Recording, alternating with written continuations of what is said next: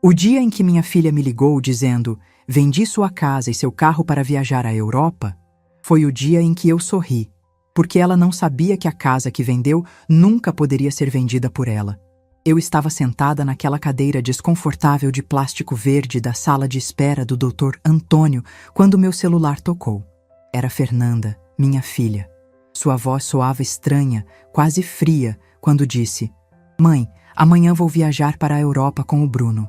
Sua casa de praia e seu Corolla já foram vendidos. Precisávamos do dinheiro urgente. Tchau." E desligou assim, sem mais. 32 anos criando ela, me sacrificando por ela, e me descarta como se eu fosse lixo. Mas respirei fundo e sorri, porque havia algo que minha querida filha não sabia. Meu nome é Maria Helena Santos Silva, tenho 58 anos, e até esse momento eu pensava que conhecia minha filha. Havia ficado viúva há 6 anos. João Carlos, meu marido, morreu de complicações cardíacas enquanto assistíamos ao Jornal da Noite, como fazíamos todas as noites há 32 anos.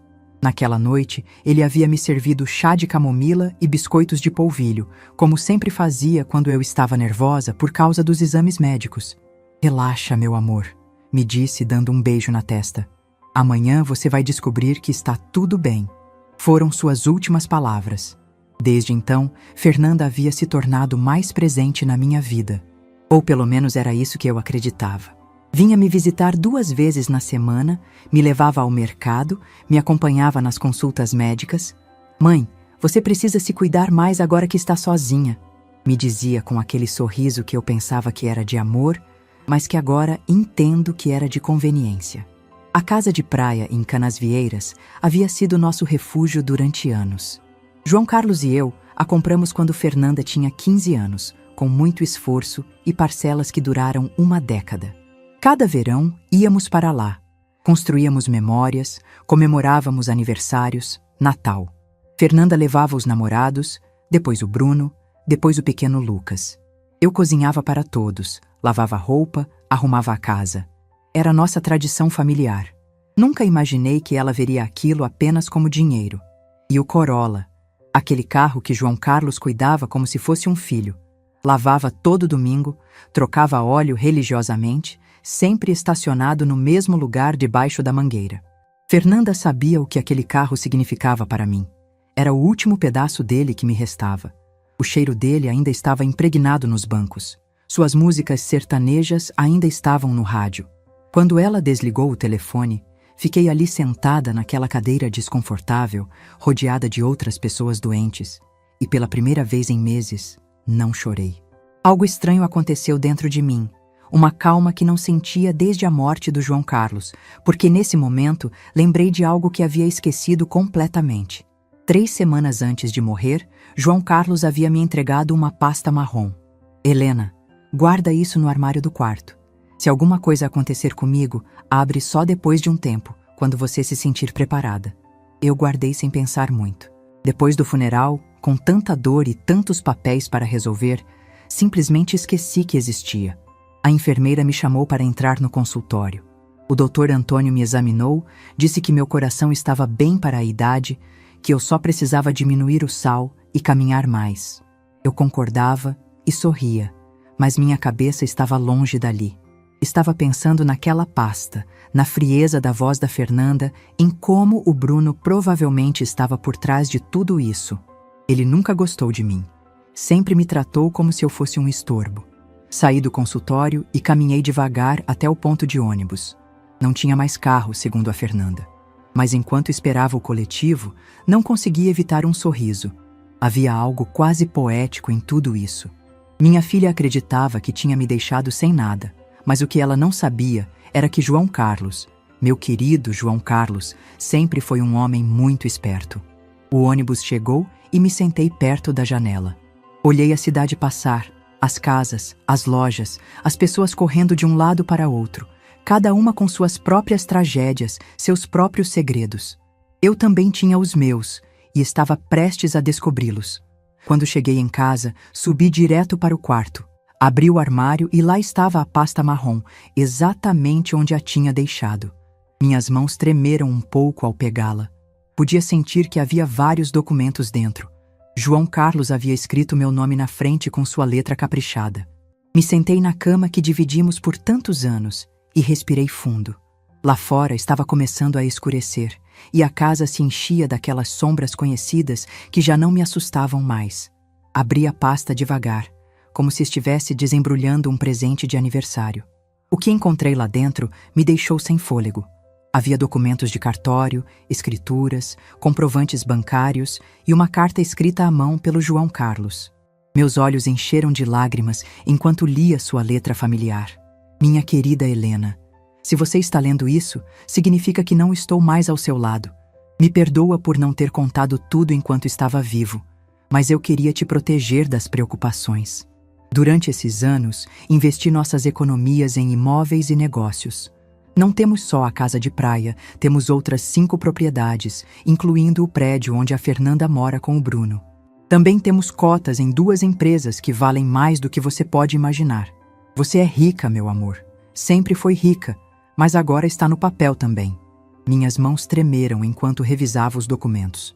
Havia escrituras de casas em diferentes bairros de Florianópolis, um apartamento no centro, um pequeno hotel na Praia do Forte e, efetivamente, o edifício de 15 andares onde minha filha morava. João Carlos havia sido o proprietário silencioso durante os últimos 8 anos, mas tinha colocado tudo no nome de uma empresa que eu nem sabia que existia. Segundo os papéis, eu era a única herdeira dessa empresa. Havia também extratos bancários de contas que nunca soube que existiam. Números que pareciam irreais. João Carlos havia sido motorista de ônibus por 35 anos, mas aparentemente também tinha sido um investidor muito inteligente. Cada centavo que economizávamos, cada sacrifício que fazíamos, ele multiplicava em silêncio. E eu nunca soube de nada. Na carta, João Carlos explicava que manteve tudo em segredo porque não queria que eu me preocupasse com dinheiro, nem que a Fernanda soubesse da nossa situação financeira real. Você conhece nossa filha, Helena. Se ela soubesse que temos tanto dinheiro, a atitude dela mudaria. Quero que ela nos ame pelo que somos, não pelo que temos. Que ironia! Nossa filha nos abandonou pensando que não tínhamos nada, quando na verdade tínhamos tudo. E a casa de praia que ela vendeu, segundo os documentos, estava registrada no nome da empresa, não no meu nome pessoal. A venda havia sido completamente ilegal. Aquela noite não consegui dormir. Caminhei pela casa tocando os móveis velhos, os enfeites que a Fernanda sempre criticava por serem antiquados. Olhei as fotos da família penduradas na parede, especialmente aquela onde ela tinha 7 anos e estava no colo do João Carlos rindo. Onde estava aquela menina doce, quando ela se transformou numa pessoa tão calculista? No dia seguinte, bem cedo, o telefone tocou. Era Fernanda de novo. Sua voz soava diferente, mais suave, mas eu já tinha aprendido a desconfiar dessas mudanças de tom. Mãe, como você está?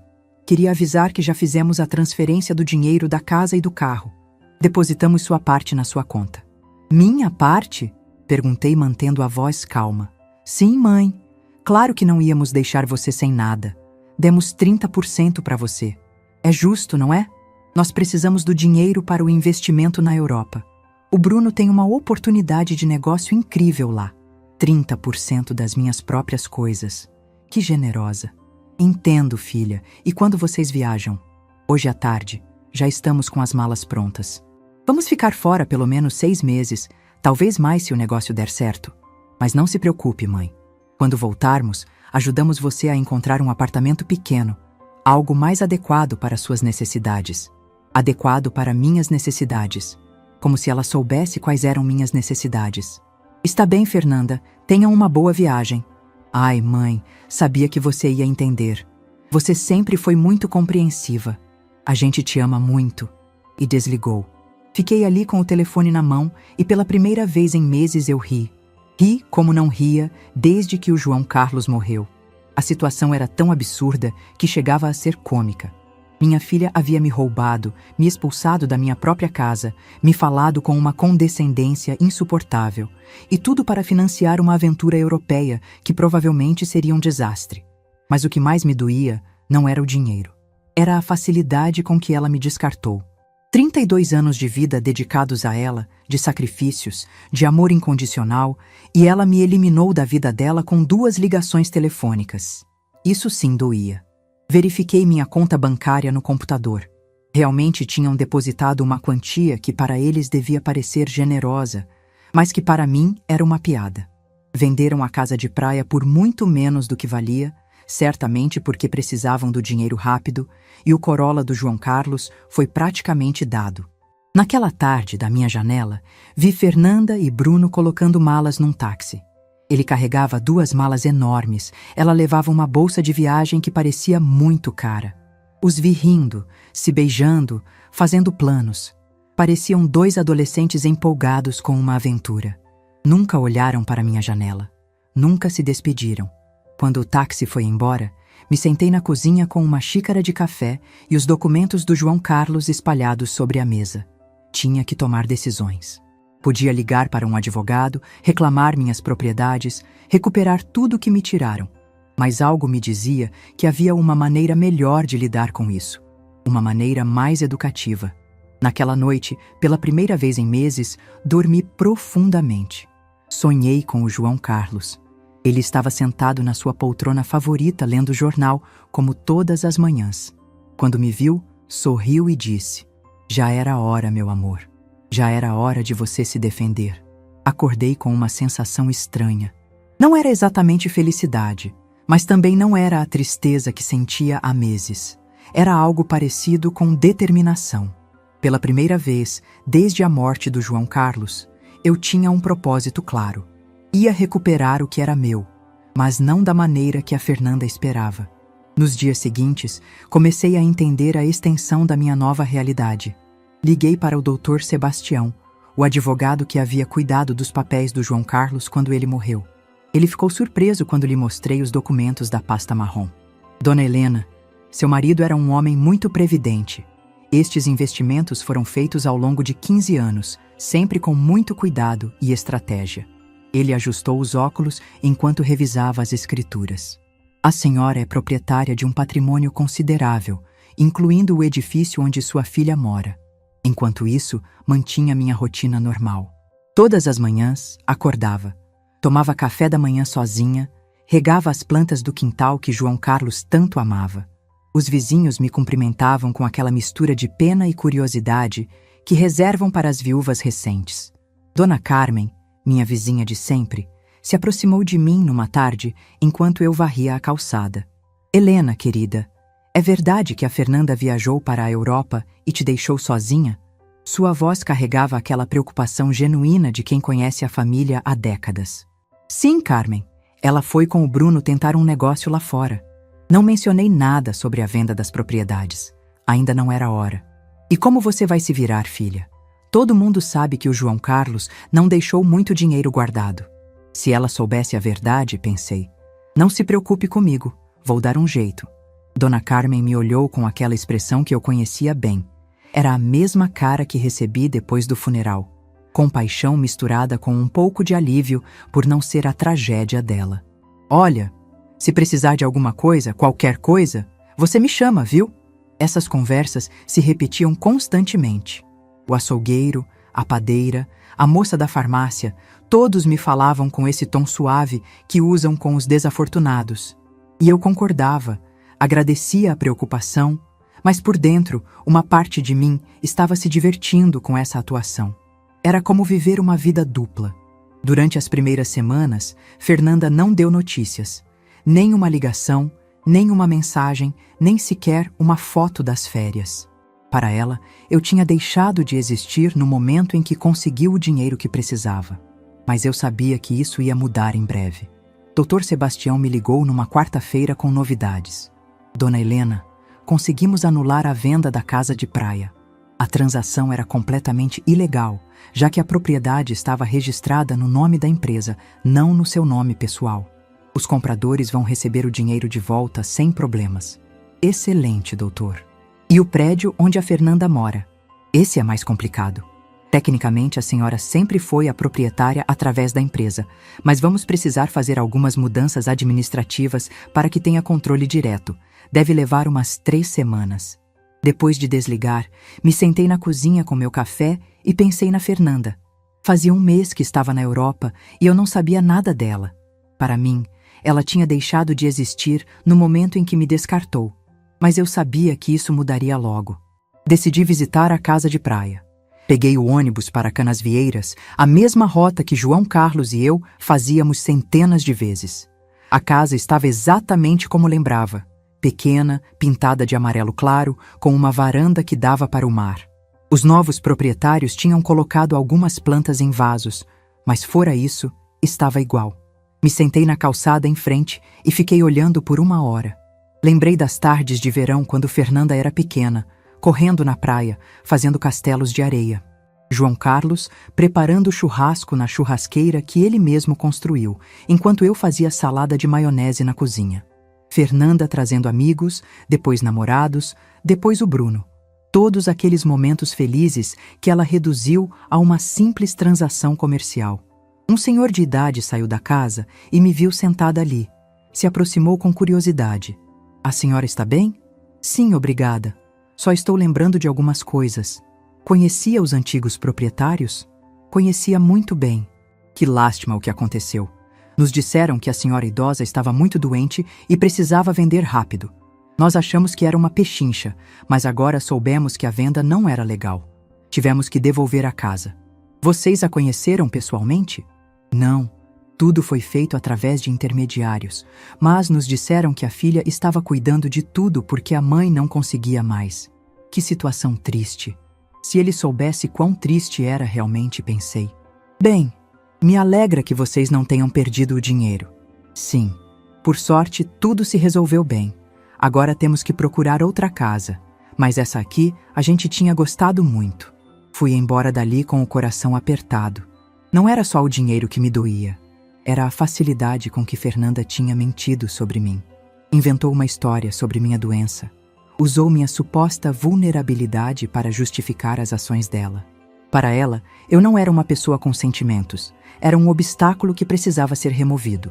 Naquela noite, Dr. Sebastião me ligou de novo. "Dona Helena, preciso falar com a senhora sobre outra coisa. Descobri que sua filha também vendeu o Corolla do seu marido."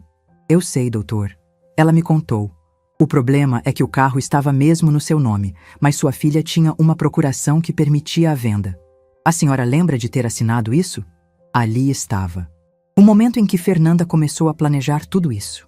Lembrei vagamente de ter assinado alguns papéis que ela trouxe alguns meses depois da morte do João Carlos, dizendo que eram para facilitar os trâmites da herança. Eu estava tão confusa pela dor que assinei sem ler. "Entendo, doutor. Tem como recuperar o carro?" "Podemos tentar, mas vai ser mais complicado. Vamos precisar provar que a senhora assinou a procuração sob coação ou engano." "Então vamos fazer isso. Quero recuperar tudo que me tiraram." Durante as semanas seguintes, desenvolvi uma rotina estranha. De manhã era a viúva pobre que todos conheciam. Saía para comprar o essencial, conversava com os vizinhos, mantinha as aparências. Mas à tarde me transformava numa empresária, estudando os documentos do João Carlos, conversando com o Dr. Sebastião, planejando o meu próximo movimento. Aprendi coisas sobre finanças que nunca pensei que precisaria saber. Descobri que João Carlos tinha sido muito mais esperto do que eu imaginava. Cada investimento dele foi calculado cuidadosamente. O prédio onde Fernanda morava, por exemplo, não só era rentável pelos aluguéis, mas estava numa área que estava se valorizando rapidamente. Também descobri que Bruno, o marido da Fernanda, tinha dívidas. Muitas dívidas. Tinha pedido empréstimos usando como garantia o apartamento onde moravam, sem saber que ele não era o verdadeiro proprietário. Quando os bancos descobrissem isso, ele teria problemas sérios. Dr. Sebastião me ligou numa sexta-feira com notícias importantes. "Dona Helena, terminamos todos os trâmites. A senhora agora tem controle total de todas as suas propriedades. Também consegui recuperar o Corolla do seu marido." "Excelente trabalho, doutor. Agora preciso que me ajude com mais uma coisa." "Diga, Dona Helena." "Quero que prepare uma carta de despejo para minha filha."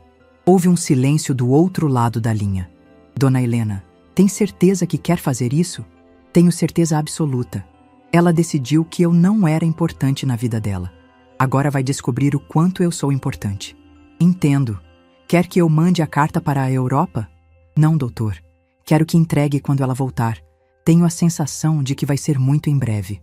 Eu não estava errada. Naquela mesma tarde, Dona Carmen veio correndo na minha casa com fofocas frescas do bairro. Helena, você sabia que o Bruno está com problemas no banco? Minha prima que trabalha lá me contou que estão investigando uns empréstimos que ele pegou usando como garantia o apartamento onde eles moram, mas parece que o apartamento não é dele. Sério? Sim, e tem mais.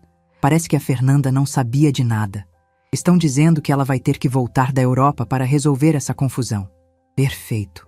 Tudo estava saindo exatamente como eu esperava. Fernanda tinha confiado no Bruno. Tinha sacrificado sua relação comigo por ele.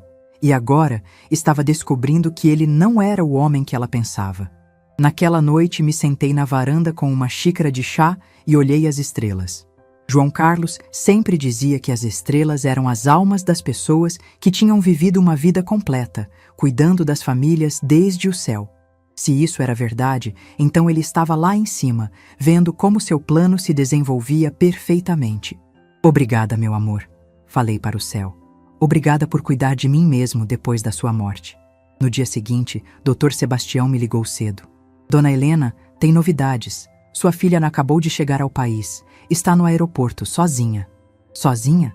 Sim, aparentemente o Bruno ficou na Europa. Há rumores de que eles brigaram feio. Entendo. Já mandou a carta? Vou mandar hoje mesmo. Ela deve receber amanhã. Desliguei o telefone e fiquei ali na cozinha sentindo uma mistura de nervosismo e expectativa. Depois de tantas semanas de planejamento silencioso, finalmente tinha chegado o momento do primeiro movimento real. Fernanda estava prestes a descobrir que sua mãe não era a vítima indefesa que ela pensava. Fernanda chegou ao apartamento numa terça-feira à noite. Eu soube porque Dona Carmen veio me contar no dia seguinte que tinha visto minha filha subindo com uma mala só, com cara terrível, pálida, com olheiras, como se tivesse chorado durante todo o voo. E sozinha, completamente sozinha. O Bruno havia ficado na Europa, e quando o porteiro perguntou pelas chaves, ela não tinha. Teve que pedir para o síndico abrir com a cópia de emergência. Bruno ficou com as chaves, o que significava que provavelmente tinha decidido não voltar. Ou talvez Fernanda tivesse descoberto alguma coisa sobre ele e fugido. De qualquer forma, minha filha estava de volta e muito em breve receberia meu pequeno presente de boas-vindas. Dr. Sebastião me ligou naquela mesma tarde, confirmando que a carta foi entregada há 1 hora. O porteiro havia confirmado que Fernanda recebeu pessoalmente. 30 dias para desocupar o apartamento, conforme determina a lei. Quando ele me perguntou se eu tinha certeza que queria fazer isso, eu respondi que minha filha me expulsou da minha própria casa com uma ligação telefônica de 2 minutos, me vendeu minhas coisas sem me perguntar, me tratou como se eu fosse lixo. Agora, ela ia aprender que as ações têm consequências. Naquela noite, não consegui dormir. Fiquei acordada imaginando a cara da Fernanda quando lesse a carta. A confusão inicial, depois a incredulidade, depois o pânico. Provavelmente pensaria que era um erro, que alguém estava tentando aplicar um golpe nela.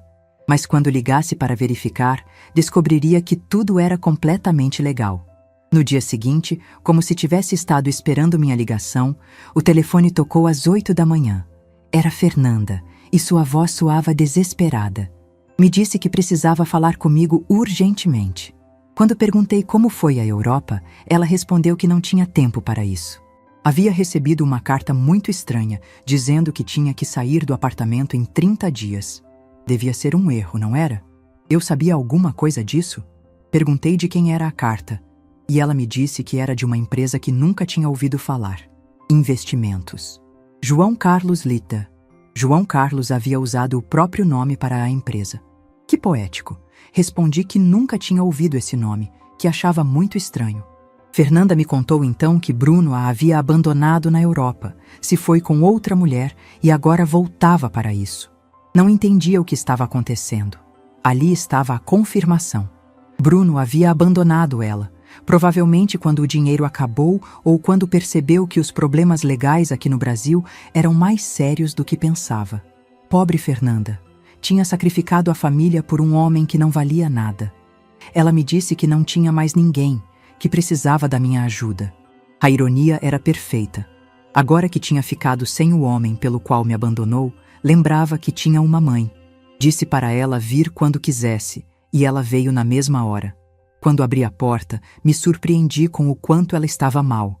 Tinha emagrecido, estava com olheiras profundas, e sua roupa cara se via amarrotada e descuidada. Seus olhos estavam vermelhos de chorar. Por um momento pensei que ia me abraçar, mas se conteve como se lembrasse de repente como as coisas tinham terminado entre nós. Nos sentamos na cozinha, na mesma mesa onde eu tinha lido os documentos do João Carlos semanas atrás. Fernanda parecia pequena naquela cadeira, perdida, como quando era criança e vinha me contar os problemas da escola. Me disse que sentia muito pela forma como foi embora, que sabia que não se comportou bem comigo. Respondi que já tinha passado, mas ela insistiu que não, que me tratou mal, me disse coisas horríveis e agora não tinha ninguém. Quando perguntei o que aconteceu com Bruno, ela me contou que ele a enganou, que nunca houve negócio nenhum na Europa. Ele só queria fugir das dívidas que tinha aqui e usou o dinheiro da venda da minha casa para financiar a aventura dele. Todas as dívidas. Sim, muitas dívidas. Parece que ele estava pedindo empréstimos há anos, usando como garantia o apartamento onde moravam. Mas agora ela descobriu que ele não era o dono do apartamento. Ali estava minha oportunidade. Respondi que não sabia, que os assuntos de propriedades eram muito complicados. Fernanda me explicou que agora os bancos estavam cobrando as dívidas dele e dela. Diziam que, como eram casados, ela também era responsável. E, além disso, essa carta de despejo. Não sabia o que fazer. Não tinha dinheiro, não tinha trabalho, não tinha onde morar. Ela começou a chorar. Lágrimas reais de desespero genuíno. E por um momento, meu coração de mãe se amoleceu.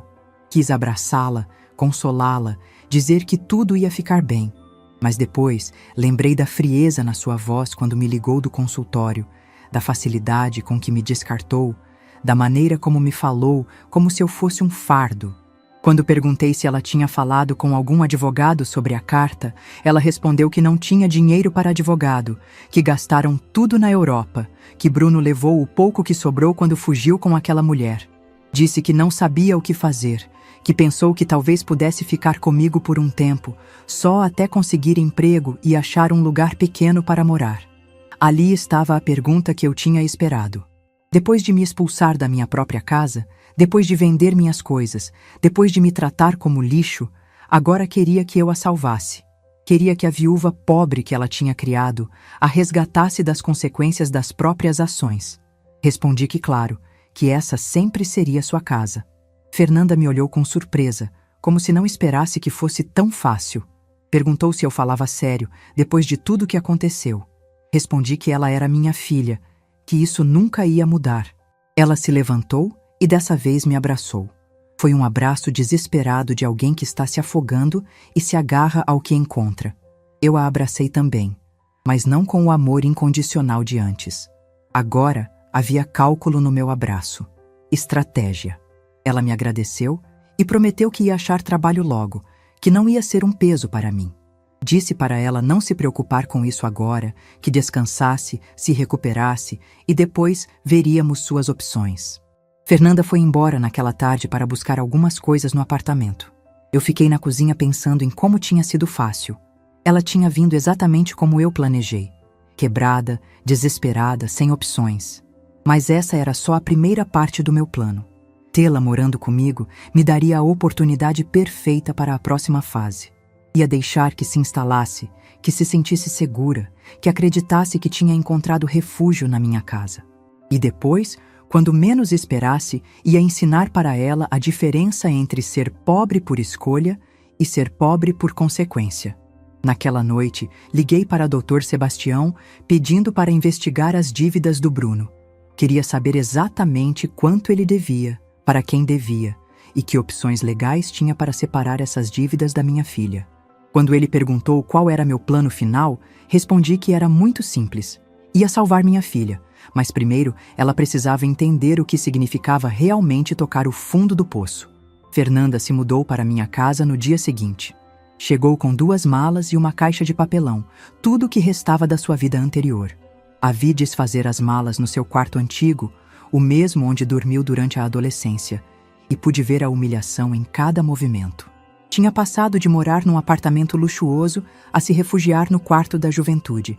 Ela me mostrou um envelope que encontrou no apartamento, entre as coisas do Bruno. Tinha meu nome. Era outro envelope do João Carlos.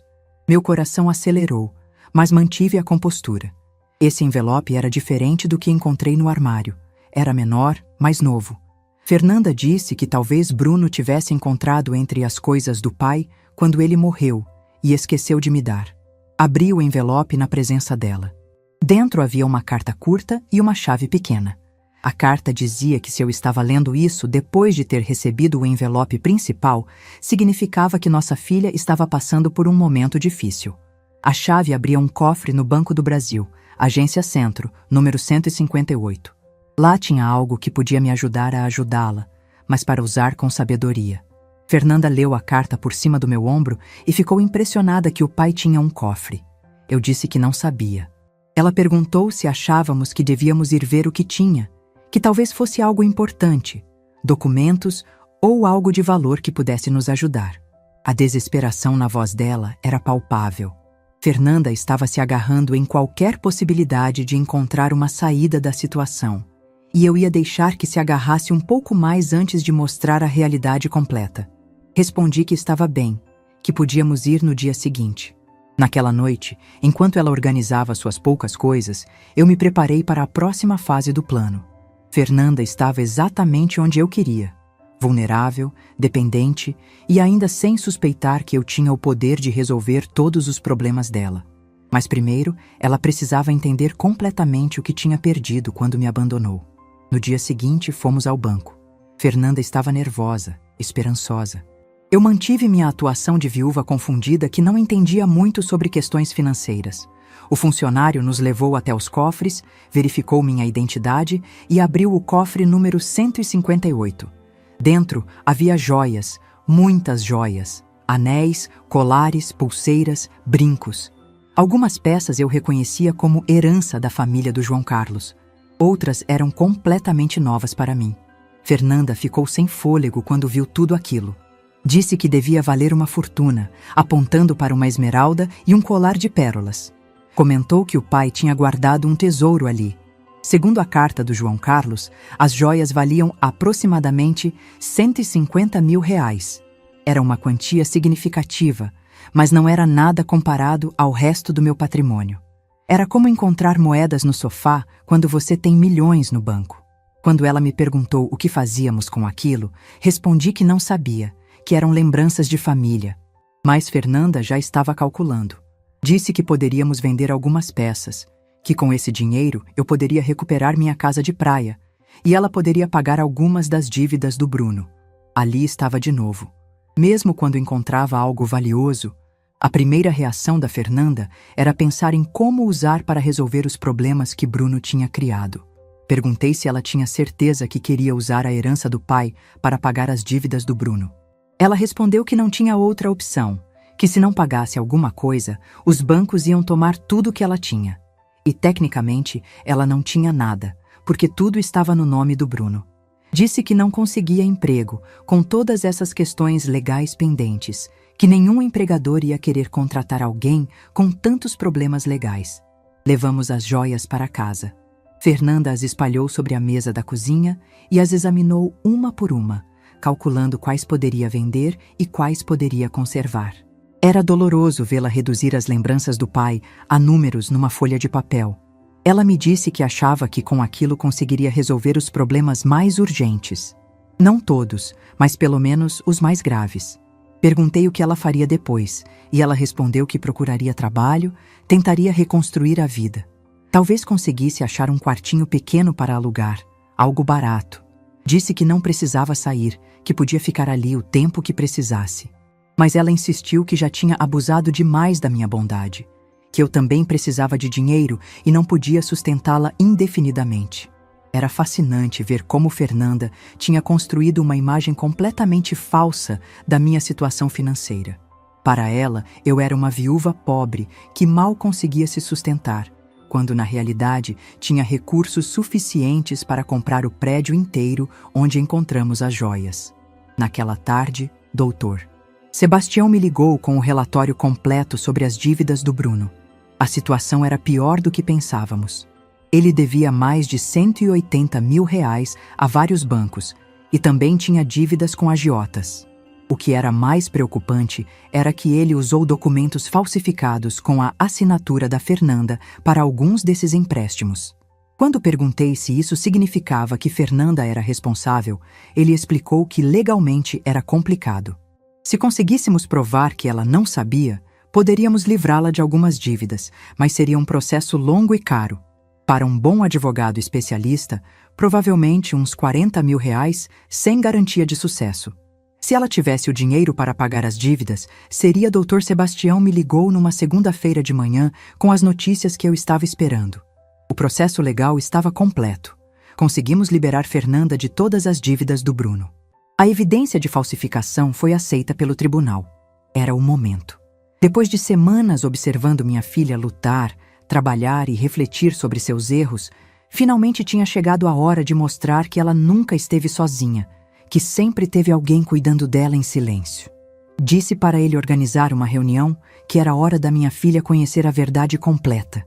Ele marcou para sexta-feira de manhã no escritório. Contei para Fernanda que tinha conseguido uma consulta com um advogado que poderia ajudá-la com os problemas legais, mas não expliquei os detalhes. Ela aceitou vir, embora estivesse nervosa com o custo da consulta, dizendo que não tinha dinheiro para pagar advogado, que mal sobrava para as despesas básicas. Chegamos ao escritório pontualmente.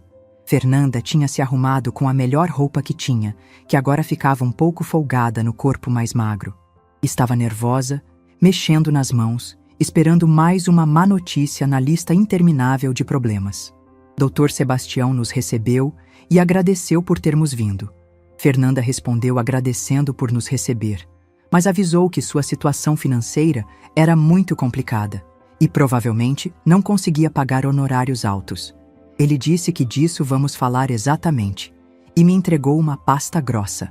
Fernanda abriu e começou a ler, sua expressão mudando gradualmente de confusão para surpresa e depois para choque. Disse que não entendia, que os documentos diziam que Bruno falsificou a assinatura dela, que havia evidência de fraude, que ela não era responsável pelas dívidas. Dr. Sebastião confirmou que estivemos investigando o caso dela durante as últimas semanas, que encontramos evidência suficiente para provar que ela foi vítima de fraude de identidade. Mas ela perguntou como era possível, quem pagou essa investigação, que ela não tinha dinheiro para isso. O Dr. Sebastião me olhou. Era meu momento. Disse para Fernanda que havia algo que eu precisava contar. Ela perguntou o que era, e eu respirei fundo. Depois de semanas de atuação, finalmente ia revelar a verdade. Disse que o pai dela me deixou mais do que ela sabia. Muito mais. Ela perguntou o que eu queria dizer e eu pedi para Dr. Sebastião mostrar os outros documentos. Ele tirou uma segunda pasta e entregou para Fernanda. Dessa vez, os documentos eram as escrituras de propriedades, os extratos bancários, os certificados de investimento, todo o patrimônio que João Carlos construiu em segredo.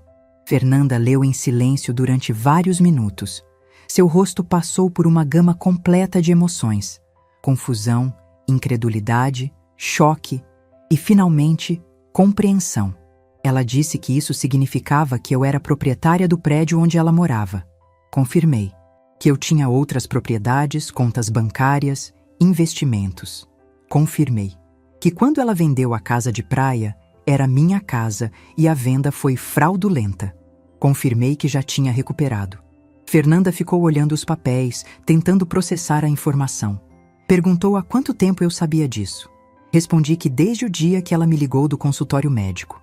Ela perguntou se eu sabia tudo isso quando ela voltou da Europa pedindo ajuda. Confirmei. Se eu sabia que podia resolver todos os problemas dela quando a via chorar todas as noites. Confirmei. Houve um silêncio longo e tenso. Fernanda fechou as pastas e me olhou diretamente nos olhos. Perguntou por quê. Por que eu deixei ela sofrer se podia ajudá-la? Essa era a pergunta que eu esperava há semanas. Respondi que porque ela precisava aprender algo que não podia aprender de nenhuma outra maneira. Ela perguntou o que, e eu expliquei que ela precisava aprender o valor das coisas que tinha perdido. O valor da família, do respeito, da responsabilidade. Quando ela me abandonou, não era só dinheiro que me tirou. Era dignidade, era amor, era confiança. Fernanda começou a chorar, mas não eram lágrimas de autopiedade como as que derramou durante essas semanas. Eram lágrimas de compreensão profunda. Ela reconheceu que me abandonou quando eu mais precisava dela, que me tratou como se eu fosse lixo. Confirmei, e que eu a salvei mesmo assim. Confirmei, mas não da maneira que ela esperava.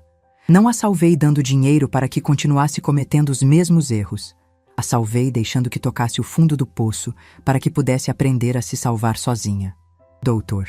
Sebastião interveio discretamente, explicando que eu paguei todos os custos legais para livrá-la das dívidas do Bruno, que também recuperei todas as propriedades que foram vendidas fraudulentamente, que ela estava completamente livre de problemas legais. Fernanda perguntou sobre o trabalho de limpeza que conseguiu. Disse que podia deixar se quisesse, mas que esperava que não deixasse. Ela perguntou por quê. E eu expliquei que esse trabalho estava ensinando algo que ela nunca aprendeu quando tudo era fácil. Estava ensinando o valor do esforço próprio, a dignidade do trabalho honesto, a importância de valorizar cada centavo que ganha. Fernanda se limpou as lágrimas e me olhou com uma expressão que não via há anos. Não era o olhar de uma filha que precisa da mãe, mas o olhar de uma mulher adulta que respeita outra mulher. Ela me perguntou se eu a perdoava. Respondi que já tinha perdoado há muito tempo, que a pergunta era se ela conseguia se perdoar. Ela disse que não sabia se conseguia, que fez coisas imperdoáveis. Respondi que as pessoas cometem erros, que o importante é o que fazemos depois de reconhecer esses erros. Dr. Sebastião nos deixou sozinhas no escritório por alguns minutos. Fernanda e eu nos sentamos em silêncio, processando tudo o que tinha acontecido. Ela me disse que queria que eu soubesse uma coisa, que mesmo se eu não tivesse todo esse dinheiro, mesmo se realmente fosse a viúva pobre que ela pensou que eu era, ela teria aprendido a mesma lição. Perguntei que lição, e ela respondeu que não há nada mais valioso que ter alguém que te ama incondicionalmente. Durante essas semanas, a única coisa que a manteve sã foi saber que tinha um lar comigo, que não importava o quanto tinha arruinado a vida, eu continuava sendo a mãe dela. Disse que isso nunca ia mudar, e ela respondeu que sabia, mas que também sabia que não podia dar esse amor por garantido nunca mais, que tinha que merecê-lo todos os dias, com respeito, com gratidão, com ações, não só com palavras. Saímos do escritório de Dr. Sebastião com uma relação completamente nova. Não éramos mais mãe e filha unidas pelo sangue e costume. Éramos duas mulheres adultas que tinham se escolhido depois de passar pela prova mais difícil possível. As semanas seguintes foram de reconstrução, mas não do tipo que Fernanda esperava. Apesar de agora saber que eu tinha recursos suficientes para resolver todos os problemas, ela decidiu manter seu trabalho de limpeza noturna. Me disse que precisava terminar o que começou, que não podia simplesmente voltar para uma vida confortável, como se nada tivesse acontecido. Perguntei se ela tinha certeza, que não precisava se castigar para sempre. Ela respondeu que não era castigo, que era uma maneira de lembrar quem ela era e quem queria ser agora. A observei vestir o uniforme de trabalho, algo impensável meses atrás, quando morava no apartamento luxuoso com Bruno. Mas havia algo diferente na postura dela, na maneira como se movia. Não era mais a mulher quebrada que chegou chorando na minha porta. Era alguém que encontrou dignidade no trabalho honesto. Dona Carmen veio me visitar naquela tarde, como fazia toda semana desde que Fernanda voltou. Disse que havia rumores muito estranhos circulando pelo bairro, que a gente estava ouvindo que eu não era tão pobre quanto todos pensávamos. Alguém viu Fernanda saindo de um escritório de advocacia muito elegante no centro, e depois a viram pagando todas as dívidas no banco. Isso custava muito dinheiro. Carmen me conhecia bem demais para enganá-la por muito tempo. Quando ela perguntou se eu estava mentindo sobre minha situação, me servi uma xícara de chá e me sentei na frente dela. Era hora de ser honesta com alguém mais. Contei que João Carlos me deixou mais do que ninguém sabia. Muito mais. Suficiente para que Fernanda e eu não tivéssemos que nos preocupar com dinheiro nunca mais. Carmen perguntou por que fingi ser pobre todos esses meses. E eu expliquei que precisava que Fernanda aprendesse algo que não podia aprender de nenhuma outra maneira. Contei toda a história, a ligação cruel da Fernanda, meu plano de vingança silenciosa, as semanas observando ela tocar o fundo do poço e finalmente a revelação no escritório do Dr. Sebastião. Carmen disse que isso era brilhante e terrível ao mesmo tempo. Terrível porque deixei minha própria filha sofrer quando podia ter ajudado imediatamente. Mas também brilhante porque ela entendia por que fiz isso. Fernanda precisava aprender o valor das coisas que tinha perdido. Se eu simplesmente tivesse dado dinheiro para resolver os problemas, ela teria aprendido que sempre há alguém para salvá-la das consequências das más decisões. Quando ela perguntou se não doía ver Fernanda sofrer, respondi que cada dia, cada noite que a via chorar, cada manhã que a via se levantar para trabalhar cansada e derrotada. Mas eu sabia que se a salvasse cedo demais, ela não teria aprendido a lição completa. Carmen perguntou se eu achava que ela aprendeu, e eu disse para ela olhar por si mesma. Fernanda sabia que agora tinha acesso a dinheiro suficiente para viver confortavelmente, mas escolheu manter o trabalho. Sabia que podia se mudar para um lugar melhor, mas decidiu ficar comigo. Sabia que não precisava se preocupar com dívidas, mas estava usando as próprias economias para ajudar outras mulheres em situações parecidas. Carmen ficou surpresa ao saber que Fernanda estava ajudando outras mulheres. Contei que ela fez amizade com as senhoras com quem trabalhava e estava usando parte do dinheiro que ganhava limpando escritórios para ajudar uma companheira que tinha problemas para pagar a creche do filho. Carmen sorriu e disse que essa não era a Fernanda que foi para a Europa. Concordei que não era. Esta Fernanda entendia que o dinheiro é uma ferramenta, não um objetivo. Entendia que a dignidade vem do trabalho e do respeito, não das posses materiais. Naquela noite, quando Fernanda voltou do trabalho, me encontrou lendo na sala. Ela me disse que precisava contar uma coisa. Dona Carmen perguntou se ela era a filha da senhora rica do bairro Norte. Fernanda respondeu que sim, que eu tinha dinheiro suficiente para que ela não precisasse trabalhar. Sabe o que Dona Carmen perguntou depois? Por que ela continuava trabalhando então? Fernanda explicou que precisava provar para si mesma que conseguia se sustentar pelos próprios meios.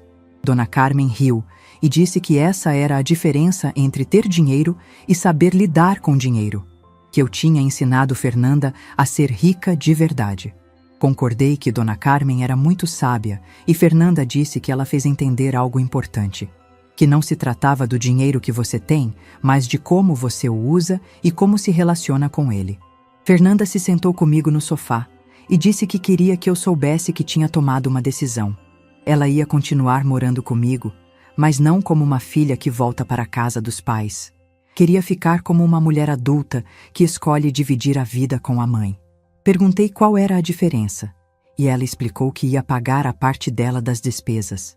Ia contribuir com a manutenção da casa e ia tratar nossa relação como uma parceria entre duas mulheres independentes que se amam e se respeitam. Disse que ela não precisava, mas ela insistiu que precisava que nossa relação fosse diferente do que era antes.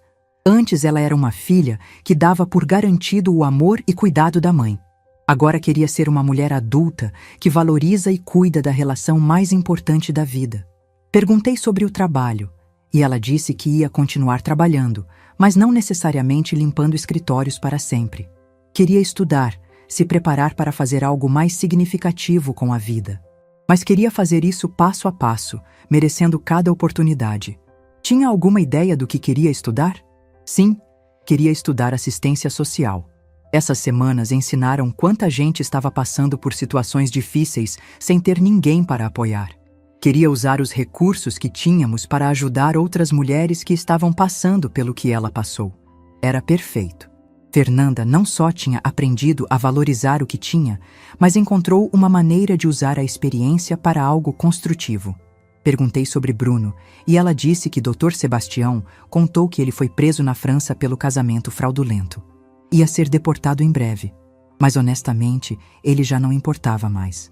Essa parte da vida dela tinha acabado. Perguntei se ela não sentia rancor e ela respondeu que não, que Bruno fez um favor sem saber. Se ele não tivesse a abandonado e traído, ela nunca teria tocado o fundo do poço. E se nunca tivesse tocado o fundo do poço, nunca teria aprendido a valorizar realmente o que tinha. Naquela noite, pela primeira vez em meses, fui dormir completamente em paz. Meu plano funcionou perfeitamente. Fernanda não só aprendeu as lições que precisava aprender, mas emergiu da experiência como uma pessoa mais forte, mais sábia e mais compassiva. João Carlos teria ficado orgulhoso. 6 meses depois, nossa vida encontrou um equilíbrio novo que nenhuma de nós teria imaginado antes. Fernanda terminou um curso técnico em assistência social e eu decidi usar parte dos recursos para estabelecer uma fundação para ajudar mulheres em situações de abandono doméstico e financeiro. Uma manhã, Fernanda chegou com uma carta da faculdade. Tinham aceito ela na especialização. Quando perguntei quando começava, ela disse que semestre que vem, mas que queria que eu soubesse que ia pagar com as próprias economias. Guardou dinheiro do trabalho no centro social onde trabalhava agora. Perguntei se ela tinha certeza que podíamos custear a especialização facilmente. Ela disse que sabia, mas que precisava fazer isso sozinha. Fazia parte de quem ela era agora. Dona Carmen chegou naquela tarde para o chá semanal, tradição que mantínhamos há meses. Disse que precisava confessar uma coisa. No começo, achou que eu tinha sido muito cruel com Fernanda. Perguntei o que ela achava agora e ela respondeu que agora achava que eu fui a mãe mais sábia que já conheceu. Era verdade.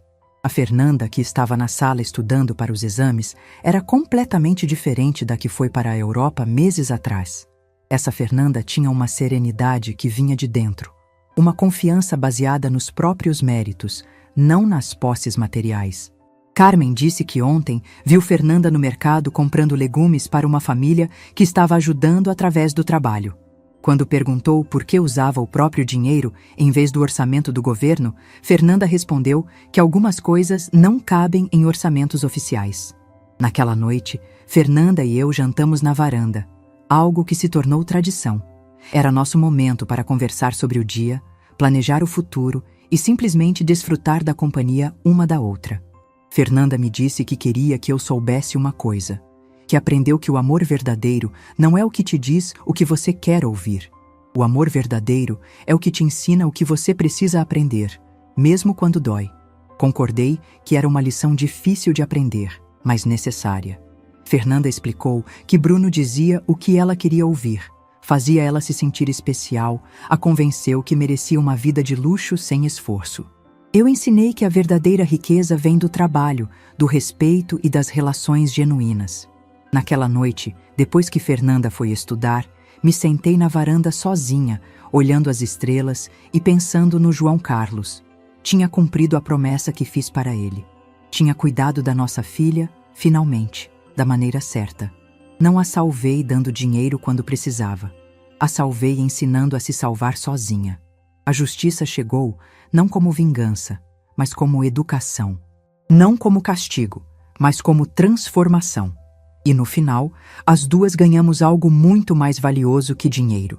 Ganhamos uma relação autêntica, construída sobre bases sólidas que nenhuma crise futura poderia destruir. João Carlos estava certo. A verdadeira herança não era o dinheiro que ele deixou. Era a sabedoria para usá-lo da maneira certa, no momento certo, para ensinar as lições que realmente importam. Se essa história tocou seu coração, deixe seu like, se inscreva no canal e comente aqui embaixo. No meu lugar, o que você faria? Sua mensagem pode iluminar o dia de alguém.